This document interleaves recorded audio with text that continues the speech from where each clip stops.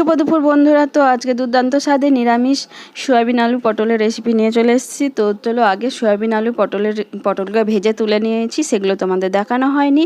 তো কড়াতে তেল দিলাম, বাকি রান্নাটা দেখে নাও। কড়াতে তেল দেওয়ার পর এইখানে দিয়ে দিয়েছি গোটা জিরে, তারপরে লবঙ্গ, দারচিনি, এলাচ, একটা তেজপাতা দিয়ে দিয়েছি। ভাজা ভাজা হয়ে যাওয়ার পর টমেটো দিয়ে দিয়েছি। টমেটো দিয়ে দেওয়ার পর একটু নুন চিনি দিয়ে দিয়েছি।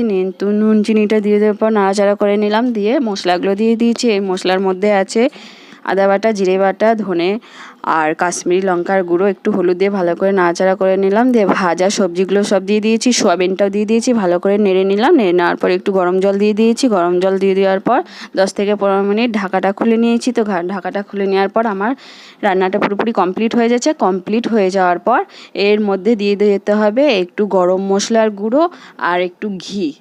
তো ব্যাস কমপ্লিট আমার হয়ে গেছে। যদি ভালো লাগে তো একটা লাইক কমেন্ট করো।